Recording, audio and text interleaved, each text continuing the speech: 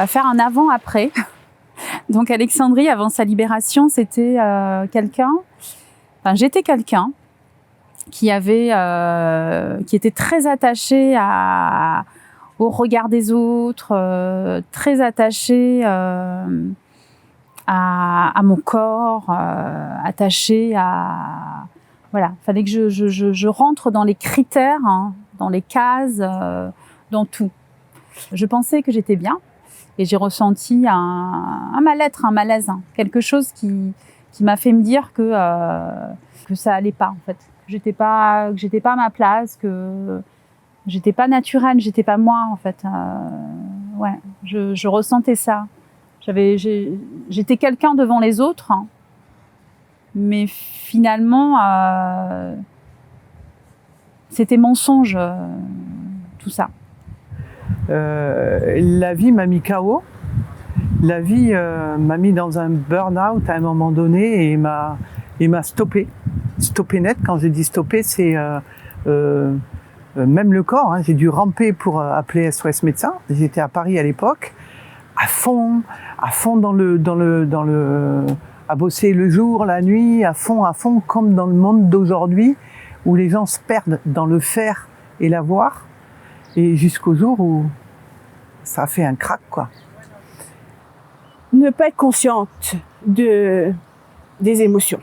C'est ça la plus grosse connerie que j'avais. Parce que je me suis emportée par mes émotions, tristesse, colère, etc. Je vivais beaucoup dans le passé. J'agissais vraiment autrement. C'est vraiment là, si maintenant je m'assois pour regarder cette Gloriana que j'étais avant la transformation de Gloriana, déjà, c'est vraiment une autre personne.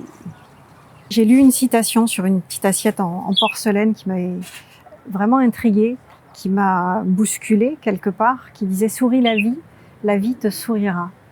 Et c'était une époque où, gamine, souvent il pleuvait à l'intérieur. Alors, ça m'a... Ouais, je suis ressortie de là en me disant « Mais c'est quoi cette connerie ?» Et très rapidement, je me suis dit « Mais pourquoi pas ?»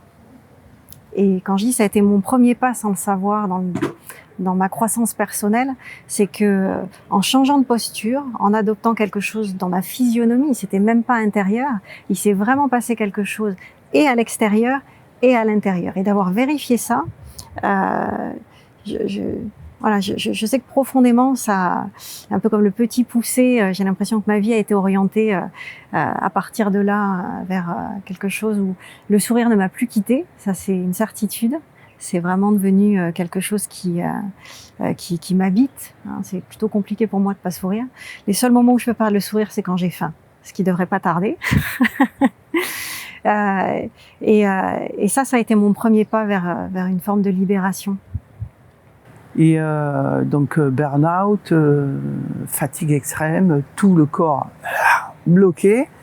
Et du coup, ça m'a vraiment obligé, la vie m'a obligé à trouver la solution et à se dire, oh là, stop, c'est quoi la vie? C'est quoi la vie? Donc voilà, ça m'a poussé, avec ce que j'ai vécu, à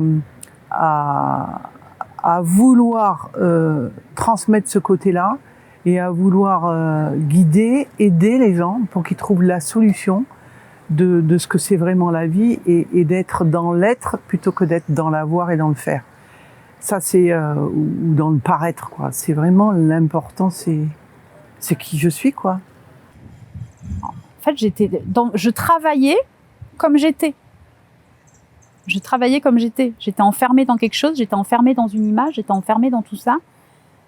Et je travaillais exactement de la même façon. Enfermée dans quelque chose de protocolaire, dans quelque chose de carré,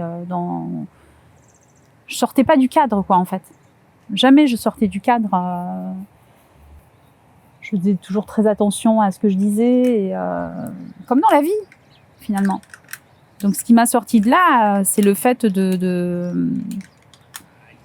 je sais pas, matin, tu te réveilles et tu te dis, mais ça, c'est pas moi. Et dans le travail, c'est pareil. Tu te réveilles un matin et tu te dis, bah, ça, c'est pas moi, en fait. Hein. j'ai décidé de me prendre en considération, de m'occuper de moi-même. C'est ça.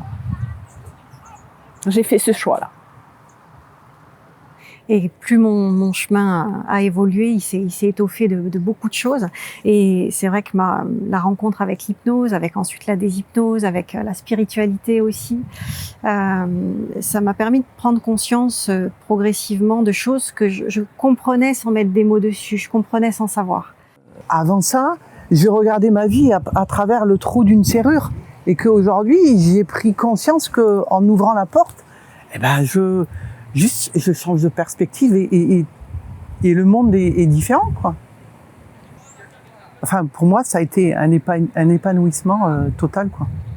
C'est revivre à soi, c'est se retrouver, c'est renaître, et puis faire ça pas avec 20 ans de thérapie, quoi. C'est faire ça dans une thérapie brève et que sans aller replonger les gens dans leur marasme, c'est juste aller trop sortir les filtres, quoi. Comme si je sortais des paires de lunettes noires dans lesquelles je vois la vie en noir. C'est là où j'ai commencé à changer et à me dire, mais sois toi, vis tout ce que tu as envie de vivre en fait, fais tout ce que tu as envie de faire, dis ce que tu as envie de dire, exprime, libère-toi. Cette libération, c'est incroyable, hein, de se sentir vivant tout le temps. Donc le fait juste de comprendre ça, ça change tout. Parce que quand tu n'es pas conscient que c'est toi qui crées ta réalité par rapport à ton comportement, tes ancrages, tout ce que tu dégages, ben, déjà là, tu es déjà perdu. Donc tu pars dans des directions où tu ne sais pas où tu pars. Mais quand tu es conscient que tu es le créateur de ta réalité, par rapport à ta façon d'agir, ta façon de penser, façon à t'orienter, là, ça change tout. La libération, pour moi, elle est de percevoir que tout ça n'est qu'illusoire, mais que la façon dont tu observes les choses, c'est une paire de lunettes parmi d'autres. Donc, si je l'observe depuis le chemin qui a été le mien, c'est effectivement, j'ai ce sentiment que chaque jour qui passe, chaque année qui passe, enfin, je reviendrai pour rien au monde en arrière tellement je me sens à chaque fois plus libérée. Et en même temps, quand je regarde l'histoire de ce point de vue vraiment libéré, je sais que c'est qu'une histoire. Voilà. Et en ça, c'est encore autrement libérateur. C'est un peu comme des niveaux, comme des strates, ou comme quand tu es ceinture noire en karaté et que tu passes les dan, tu vois, un peu cette idée-là.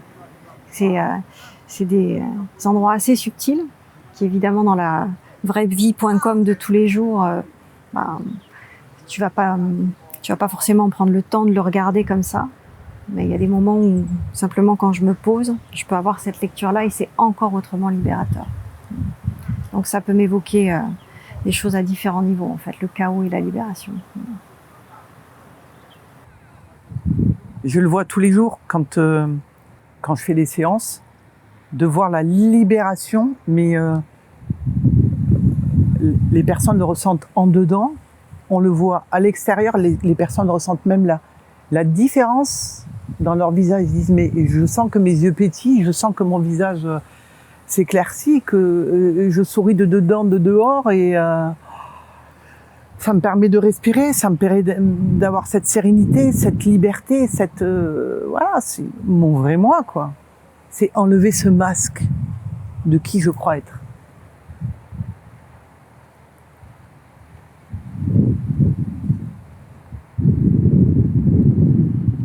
Ça fait du bien quand même de s'occuper de soi, d'être en paix avec soi.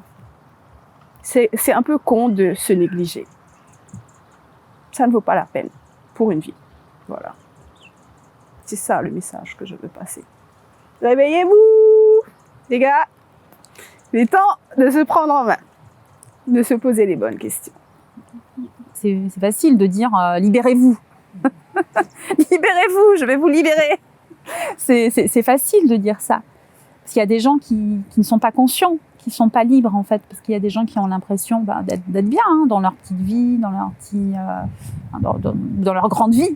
Il y a des gens qui ont l'impression d'être bien, qui n'ont pas conscience de pas être libérés. Et il y a peut-être des gens qui sont très bien pour de vrai et qui sont déjà libérés.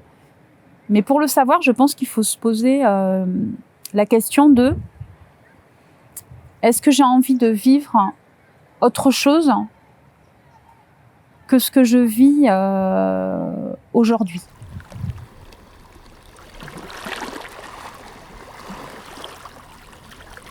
Quelque part, la vraie libération aujourd'hui, au-delà de mon métier qui évidemment fait sens et où je me sens, oui, missionnée parce que j'ai vraiment le sentiment de contribuer dans quelque chose de vertueux, dans quelque chose de vivant. Profondément, ça m'a amené une paix intérieure. C'est-à-dire que je me fous la paix, beaucoup.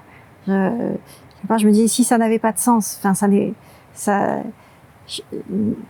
une de mes véritables évolutions, pour moi, de libération, elle est là. C'est que là où je cherchais du sens, je voulais du sens à tout prix, il fallait que ça ait du sens, il fallait que je sois missionnée. Aujourd'hui, c'est de plus en plus paisible à cet endroit. C'est très rare que ça s'agite. Ça peut arriver encore, hein, mais c'est extrêmement rare. Je me sens assez libérée de ça. Peu importe que ça ait du sens ou que ça en ait pas. Chaque jour, il y a du goût à la vie. Et ça, c'est l'essentiel. Alors le fait de m'être libérée, je suis en phase avec tous les aspects de ma personnalité. Je suis en phase avec tous les aspects de ce que je représente pour les autres aussi. Parce que pour mes enfants, je suis une maman. Pour mon mari, je suis sa femme. Pour les amis, je suis une amie. Moi, je suis en phase avec tout ça. Je suis en phase avec toutes ces facettes de moi. Le message que je peux passer, c'est parfois le fait d'abandonner, de tout laisser, d'arrêter d'essayer de contrôler. Pendant un petit moment, même un petit moment dans la journée, 10-15 minutes, on abandonne tout. On laisse tout. Toutes les souffrances, tout ce qui se passe. Et juste le silence et se retrouver, ça, ce serait vraiment quelque chose de super pour toute l'humanité. Moi, je suis pas dans mon métier par hasard, hein. Je passe mes journées dans mon métier à demander aux gens qu'est-ce qui est important pour eux, qu'est-ce qu'ils veulent. Et c'est vraiment le point de centrage qui a été le moins simple pour moi et qui encore me demande vraiment de la cohérence. C'est qu'est-ce que je veux et m'y tenir. Et à partir de ce moment-là, voilà, les choses peuvent commencer à se dérouler. Et c'est essentiel. Et aujourd'hui, le monde dans lequel on vit, à travers on s'est noyé dans de la consommation, dans de l'information, on voit bien qu'il y a quelque chose, une espèce d'inertie qui s'est créée. On ne sait même plus pourquoi on fait ce qu'on fait. Et on veut ça pour être, mais on peut déjà être profondément à l'intérieur. Foncez, éclatez-vous et faites en sorte d'avoir le soleil en dedans de vous. Faites rayonner votre être. Et pour ça, il y a des techniques ultra brèves. Il y a des trucs qu'on n'est pas obligé de faire, de répéter, ressasser mes problèmes et me remettre dedans. Et qu'est-ce que tu ressens quand tu es dans le miasme et dans les trucs? Non. Faites péter tout ça, là. Ouvrez la porte. Allez voir ce qu'il y a derrière, quoi.